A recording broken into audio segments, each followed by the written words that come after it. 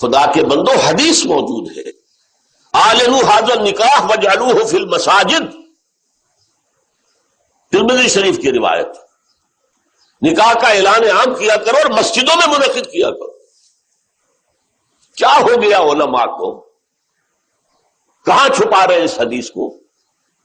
یہ میں مانتا ہوں، علماء کا قول ہے، میں اس کو رد نہیں کر سکتا کہ یہاں فعل امر جو ہے یہ وجوب کے لیے نہیں ہے، فرض کرنے کے لیے نہیں ہے، استحباب کے لیے ہے۔ تو بھائی مستحب چیز جو حضور نے قرار دی ہے اس کو کیوں چھوڑ رہے ہو؟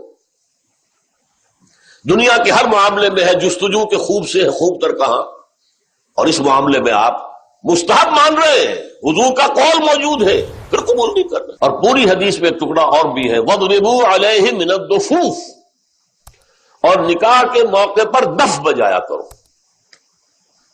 تو کیوں؟ اعلان عام کے لیے، کوئی اور ذریعہ تو تھا نہیں، لاؤڈ سپیکر تو تھا نہیں، کوئی دعوتی کارڈ تو آپ چھاپ نہیں سکتے تھے، چھاپنے کا سوال ہی نہیں، اخبار نہیں کہ اس میں اطلاع شائع کرا دیں۔ اعلان عام کیسے ہوگا؟ کہیں سے دف کی آواز آئی ہے، بھائی کیا بات ہے، فلاں کی شادی ہو رہی ہے فلاں کے ساتھ، بات پھیل گئی۔ میں نے اپنی 5 بچیوں کی 7 دفعہ شادی کی ہے، ایک بیوہ ہو گئی تو دوبارہ نکاح کیا، ایک کی ہمیں خلا لینی پڑی تو اس کا دوبارہ نکاح، تو 5 بچیاں 7 دفعہ نکاح، اور میں اپنے آنسو کبھی ضبط نہیں کر سکا ان کی رخصتی کے وقت۔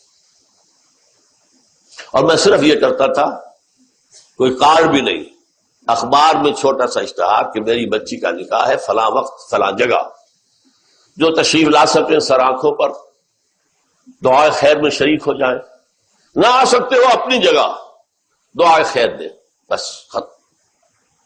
کوئی دف بجانے کی اب ہمیں ضرورت نہیں رہی۔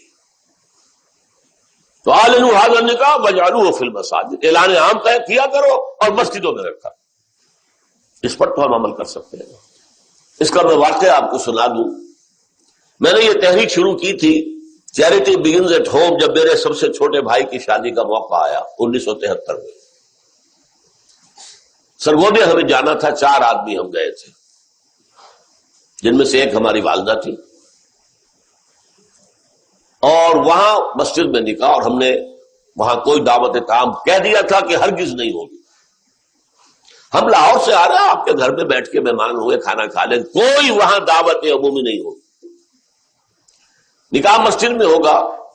اس کا اعلان ہوا تو بڑی تعداد میں لوگ آ گئے ایک مسجد میں، وہاں تقریر میں نے کی، لیکن پھر وہاں بھی ایک، جیسے ہمارے ہاں یہاں کراچی میں مولانا مفتی محمد شفیع رحمت اللہ علیہ تھے، وہاں بھی ایک مفتی محمد شفیع صاحب تھے، ان کا انتقال ہو گیا تھا، ان کے 2 بیٹے مفتیان شہر کہلاتے ہیں، وہ بھی موجود تھے، میں نے نکاح ان سے پڑھوایا۔ لیکن ان میں سے جو بڑے بھائی تھے انہوں نے کہا ڈاکٹر صاحب اس کام کی ہمت صرف آپ میں تھی، ہم نہیں کر سکتے یہ ہمت۔ وجہ کیا ہے؟ مولوی کا سٹیٹس کیا ہے ہمارے یہاں؟ دیہات میں تو کمی کاری، جیسے ہاری ویسا مولوی، فصل پہ کوئی دانے دے دیں گے، اللہ اللہ خیر صلی اللہ، باقی روز کی روٹی کہیں مانگے جائے گھر گھر اور کھائے۔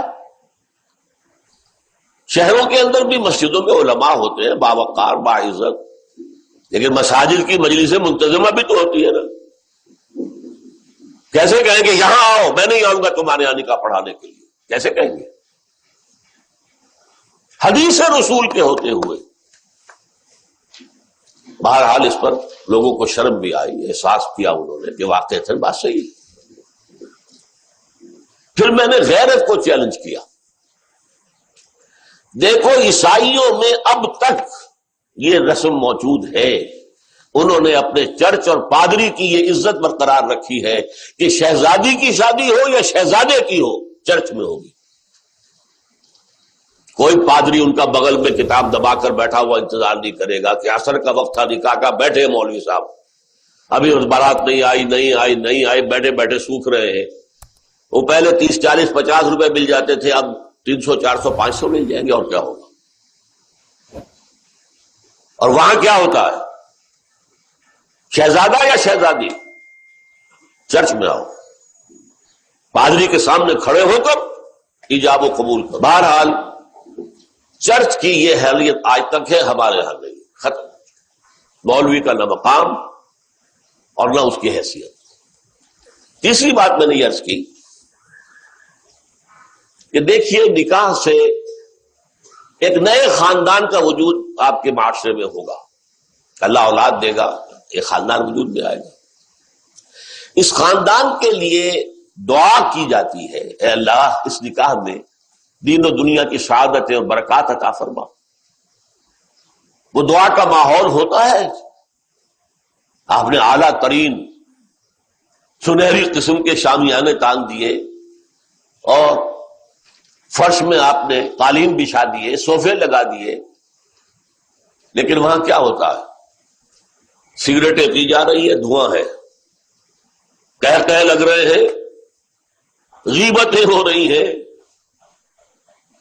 پھر یہ کہ کوئی بھانڈ آ گئے تو فحش گوئی ہو رہی ہے، اور ایک کونے میں بیٹھا ہوا بیچارہ مولوی کچھ من من من من من من کر کے پڑھتا ہے، جیسے کہ صرف دولہا کو سنا رہا ہے کچھ، اور پھر کہتے دعا مانگ لے. تو دعا کیا خاک مانگ لے؟ دعا کا ماحول ہوتا ہے، کوئی اللہ کے طرف توجہ ہو، کوئی رجوع ہو تو دعا مانگی جاتی ہے. لہذا اس دعا کا ماحول بھی جو مسجد میں ہے وہ اور کہیں نہیں. چوتھی چیز یہ بھی غیرت کو جگانے والی ہے. اگر حضور کی بیٹیوں کے نکاح مسجد میں ہوئے تو کون مسلمان ہے جو کہہ سکے میری بیٹی زیادہ باعزت ہے فاطمہ سے رضی اللہ تعالی عنہ؟ میری بیٹی کا نکاح مسجد میں کیسے ہو؟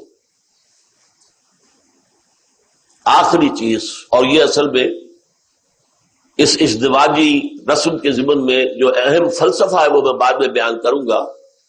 کس قدر بچت ہو گئی. لڑکی والے کے ہاں آپ جائیں گے، وہ شامیانے لگائے گا، وہ قالین منگائے گا، وہ کرسیاں منگائے گا، وہ صوفے لگائے گا، رات ہے تو قمقمے لگائے گا، بجلی. کتنا خرچہ ہوا. مسجد میں بھی بھائی قالین بھی بچھے ہوئے ہیں، مسجد کے اندر کشادگی ہے، مسجد میں اوپر پنکھے بھی لگے ہوئے ہیں، مسجد میں کرو نکاح، تمہارا کتنا پیسہ اس میں بچ گیا اس کا تصور